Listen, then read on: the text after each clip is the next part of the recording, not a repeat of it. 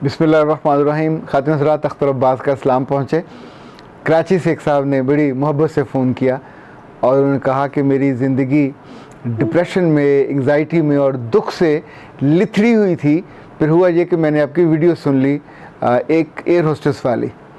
अच्छा, हर आदमी हर वीडियो में से अपने एंगल की चीज़ देखता है कि जैसे हम कोई मेडिसिन खाते हैं तो उसके नमकियात वहीं जाके लगते हैं जहाँ पे उनको लगना चाहिए। तो उन्हें सोचा उसमें से कि जैसे उस खातून की, उस एयर होस्टेस की वालदा अपने एंगल से सोच रही थी और बच्ची की खुशियों को बारे में डिज़ाइन नहीं कर रही थी, तो नतीजतन उसके बेचारी के 8-10 साल ज़ाया हो गए और आने वाले सालों में भी उसकी खुशी या उसका ख़ानदान या उसकी शादी का डिज़ाइन ही मौजूद नहीं था, सिरे से मौजूद नहीं था। तो उसी तौर पे वो चल रही थी। जब उसकी शादी उसने करने की कोशिश की तो वालदा ने सबसे ज़्यादा रिएक्ट किया, बिकॉज़ उसको अब वो अपनी बेटी से ज़्यादा एक सोर्स ऑफ इनकम के तौर पे देख रही थी और वन साइडेड देख रही थी, यानी अपने मुफाद से, अपनी एनक से देख रही थी। तो इनका कहना था कि मैं आपका बहुत मशकूर हूँ कि आपने मुझे ज़िंदगी का ये एंगल भी दिखाया कि ज़िंदगी सारी वाइट नहीं होती, ब्लैक भी सारी शायद नहीं होती, पर ग्रे भी होती है और बीच में कुछ रिश्ते जो हमारे साथ बज़ाहिर लग रहा होता है कि बहुत कमिटेड हैं पर कहीं डॉज दे जाते हैं। उन्हें ये दुख था और दुख उनको है, ज़ाहिर है जब तक इसका अजाला नहीं होगा ये दुख रहेगा। उनका ख्याल है कि हम 2 भाई हैं, एक भाई को पाकिस्तान में पढ़ाया और पाकिस्तान से बाहर पढ़ाया। सो बाहर जाते हुए उसको 15 लाख रुपया दिया। जब यहाँ पढ़ाया तो भी कराची के बेहतरीन तालीमी इदारे में उनको पढ़ाया और इस वक्त वो बाहर है। उस बीच में वहाँ जाकर उसने जो इंश्योरेंस कराई उसके पैसे भी यहाँ से लेता रहा। अब उसने शादी वहाँ की है और वह वहाँ सेटल हो गया है, he is not coming back. पर अब भी घर में कोई बात होती है तो उसी के लिए, और वो फैसलों में इंटरफेयर भी करता है। और जो जायदाद है हमारे वालिद की और वालदा की, वो सारी की सारी लगता ये है कि उसकी तरफ है। वो कहते थे कि मैं जब भी कुछ करने लगता हूँ और कहता हूँ कि कुछ मुझे मेरे बारे में सोचिए, तो स्वाय डिप्रेशन के और स्वाय कुछ टॉन्ट करने वाले जुमलों के मुझे कुछ नहीं मिलता। तो जबकि जो कानून है, जबकि कोई दीन है, जो सोसाइटी है, वो भी तो इंसाफ सिखाती है और अदल सिखाती है। लाइक 2 बेटे हैं, 3 बेटे हैं, तो ये नहीं हो सकता कि एक ही पे सारी मोहब्बत और सारी दौलत निछावर कर दी जाए। यानी वालिद अगर वो करना चाहे वसीयत, तो भी टोटल वसीयत किसी एक के हक़ में नहीं कर सकता। कानूनी तौर पे गालिबन 1/3 है जो वसीयत कर सकते हैं, बाकी तो कानून के मुताबिक तकसीम होगा। अच्छा, ऐसे में मैं ये सोच रहा था कि जब वो वालिद बीमार होंगे तो बाहर वाला बच्चा तो आके उनकी टेक केयर नहीं करेगा। ये वालिद और वालदा इतने समझदार भी नहीं हैं कि इन्होंने कभी अपने पे खर्च करने के लिए ये सोचें कि जब हम बीमार हो जाएं तो कोई नर्स, मेल या फीमेल नर्स उनके लिए अपॉइंट कर दी जाए। चूँकि हमारे सोसाइटी में खुद अपने इलाज और फ़ायदे के लिए ये खर्च करने का भी रिवाज नहीं है। सो आम तौर पे ऐसे वालिद और वालदैन जिन्होंने थोड़ा जुल्म किया होता है, थोड़ा अदल से काम नहीं लिया होता, जब ये बीमार होते हैं तो इनकी आखिरी उम्र बहुत मिज़री के साथ, या जिसको कहते हैं ना कसम पुरसी में गुजरती है। आमतौर पे इनको सीढ़ियों के नीचे जगह मिलती है, किसी ऐसे कमरे में जहाँ फिर बेटे ठीक से डेली जाके टाइम भी नहीं देते, बैठते भी नहीं, इधर पोते पोतियाँ भी टाइम नहीं देते और बहुत बुरे हालों में वो अपने आखिरी माह साल गुजारते हैं। कभी सोचा जाए तो ये भी तो इन्वेस्टमेंट थी जो उन्होंने अपने आप पे की। जिनसे मोहब्बत चाहिए, जिनसे आपको आखिरी उम्र में हर सूरत में आपको केयर की ज़रूरत भी होती है। मोहल्ले वाले आके केयर नहीं करते, दोस्त भी केयर नहीं करते। वो तो कभी कभी आएंगे, लम्हा भर को देख के ये करेंगे, हाय क्या जवानी थी, क्या शान थी, क्या गाड़ियाँ थीं और क्या पैसा था और कैसे मूव करते थे। पर उस वक्त तो आप जिसके पे डिपेंडेंट हैं उसके साथ तो आपने बहुत अच्छा नहीं किया हुआ था। सो इन्वेस्टमेंट करते हुए चीज़ों को अदल का एंगल ये लाते हुए भी सोचना चाहिए, जब आखिरी वक्त आएगा तो आपको कौन संभालेगा।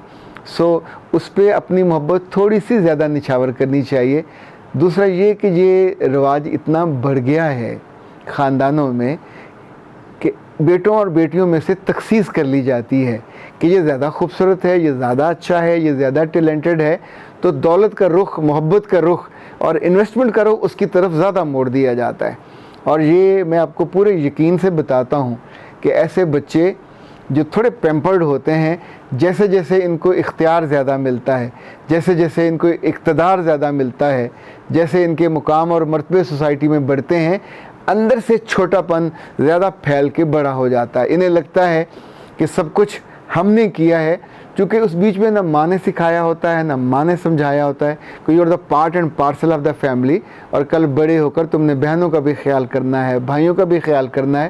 اچھا، اپنی بیویوں کا خیال کرنے کے بارے میں ہم کبھی نہیں سکھاتے، اپنے بچوں کا بھی خیال کرنا ہے یہ بھی کبھی نہیں سکھاتے۔ بہت سارے ایسے لوگ بھی میں نے دیکھے ہیں جو بیویوں کا خیال کرتے ہوئے شرمندہ ہوتے ہیں، جو اپنے بچوں کا خیال کرتے ہوئے شرمسار ہوتے ہیں۔ انہیں جو بات بتائی جاتی ہے بہن بھائیوں کا خیال کرنا، وہ بہن بھائیوں کے بچوں کا بھی خیال کریں گے، چونکہ بیک آف دا مائنڈ وہ جملے مسلسل ہٹ کر رہے ہوتے ہیں اور وہ وہاں موجود ہوتے ہیں۔ تو اب آپ کو وہ آڈ نہیں لگ رہے ہوتے، چونکہ it's a part of your یادداشت کا اور لرننگ کا حصہ ہوتا ہے۔ تو اے پیاری ماؤں اور اے پیارے ابیوں، آپ کبھی کبھی ان کو یہ بھی بتایا کریں کہ جو تمہاری اپنی بیوی آئے گی، جو تمہارے اپنے بچے آئیں گے، ان کا بھی خیال کرنا ہے، ان کا بھی کرنا ہے، ان کا بھی کرنا ہے، اور ایک اعتدال کے ساتھ کرنا ہے، انصاف کے ساتھ۔ نہ تو پورا بیوی پہ ڈل جانا کہ سارا خرچہ اور ساری آمدنی ادھر چلی جائے، اور نہ ادھر کہ سب ان کی طرف آ رہا ہو اور وہ بیچارے ترس رہے ہیں۔ اگر کوئی خاتون آپ کو یہ فون کر کے بتائے کہ سر پورے مہینے پوری تنخواہ جو میری تنخواہ ہے وہ ساری خرچ جگہ جگہ بل دینے اور میاں کو دینے، اور عید کے بعد میرے پاس کل 2200 روپے بچتے ہیں جس میں مجھے اپنا گھر اور اپنی زندگی اور اپنی خوراک لے کے چلنی ہوتی ہے، میرا میاں مہینے میں ایک دفعہ آتا ہے، وہ دوسری جگہ جاب کرتا ہے، اور اس وقت مجھے اپنی ماں سے پیسے لینے پڑتے ہیں کھانے کے لیے، چونکہ بیچ میں تو سبزی پہ یا کچھ چیزوں پہ گزارا کر لیتی ہوں، میں جانتی ہوں کہ میرے پاس یہی پیسے ہیں، اور اگر میں نے کوئی سوٹ لینا ہو، اگر میں نے کوئی پرس لینا ہو یا جوتا لینا ہو، تو مہینوں سوچتی ہوں کہ اس کو میں کیسے مینیج کروں، پر اپنے میاں سے نہیں کہہ سکتی کہ تم اپنی تنخواہ میں سے کچھ میرے لیے نکالو، مجھے کچھ سوٹ لے کے دو، مجھے کچھ یہ لے کے دو، چونکہ اس کی پوری توجہ وہاں ہے جو اس کو سکھایا گیا۔ یعنی اب یہ سوچئے کہ جو سکھایا جاتا ہے وہ اتنا امپورٹنٹ ہو جاتا ہے کہ ہماری زندگی کا اصل ڈرائیونگ سیٹ پہ وہ بیٹھ جاتا ہے۔ اس لیے میں یہ آپ سے اس وقت گزارش کر رہا ہوں کہ بیٹوں کو اور بیٹیوں کے معاملے میں جب آپ کچھ سکھاتے ہو یا کرتے ہو تو نیچے تک پینیٹریٹ وہی کرتا ہے۔ آپ ایک بچے کو زیادہ توجہ دے رہے ہوگے تو بہنوں کو بھی پتہ چل جائے گا کہ ہی از سینٹر، ہی از فوکس، تو ساری ان کی محبت بھی ادھر توجہ مرتکز ہو جائے گی، اور دوسرا بیچارہ پھر کمزور ہوتا ہوتا ان ساری محبتوں سے دور ہو جاتا ہے۔ لیکن یہ ظلم ہے، یہ انصاف نہیں ہے، یہ عدل بھی نہیں ہے۔ بچوں کی صلاحیتوں کی بنیاد پہ ان سے ان کے حصے واپس نہیں لیے جا سکتے۔ ہاں، ان کی محبت کی وجہ سے شاید تھوڑا ان کو زیادہ تحفہ دیا جا سکتا ہے، لیکن ایک اور کام بھی تو کیا جا سکتا ہے کہ آپ اپنی زندگی میں، اپنی بھری زندگی میں بچوں کو یہ بتا کے یہ سکون دلا سکیں کہ یہ چیزیں میں نے سوچ لی ہیں۔ دیکھیے، اللہ کے رسول کا حکم ہے صلی اللہ علیہ وسلم کا کہ تم پہ کوئی ایک رات ایسی نہ گزرے جب تم نے اپنی وصیت نہ لکھی ہو۔ آپ سوچئے کہ یہ تو مردوں کے لیے حکم ہے، خود میں نے اپنی وائف کے معاملے میں دیکھا کہ اس نے ایک لفافہ بنا کے اس میں لکھ کر تو مجھے وہ پڑھا دیا کہ میں اگر نہ رہی تو میری زیور اور میری چیزیں جو میری بیٹیوں میں تقسیم کر دیجئے، یہ ایسے، یہ ایسے۔ یعنی شی از سو کانشیس اباؤٹ کہ میں عدل کے ساتھ کر کے جاؤں اور بعد میں مجھ پہ الزام نہ لگے کہ میں نے عدل نہیں کیا۔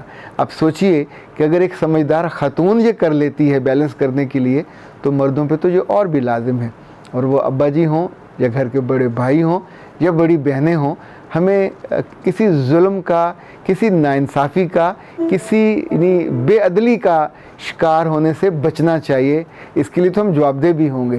اس کے لیے تو آپ سوچئے کہ اگر آپ نے دوسرے کا حصہ مار لیا تو بھی، حصہ زیادہ لے لیا تو بھی، یہ اگر اس نے شکایت کر دی تو اس کے بارے میں تو حکم یہ ہے کہ اگر تم نے کسی ایسے کا زمین ہڑپ کر لی یا لے لی جو تمہاری نہ تھی، تو قیامت کے دن وہ تمہارے گلے کا توق بنا کے پہنا دی جائے گی. کہا جائے گا کہ اس کو اٹھاؤ.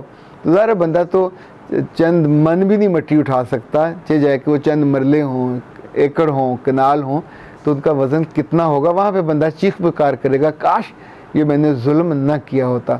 سو رشتوں میں اور بھائیوں کے معاملے میں اور بہنوں کے معاملے میں جو آپ نے اللہ کے احکامات پہ چلنا ہے اور اس کو ماننا ہے, تو اس کو عدل کے ساتھ کر لیا جائے, من مرضی کے ساتھ نہ کیجیے. اس سے بہت زیادہ نقصان ہوتا ہے.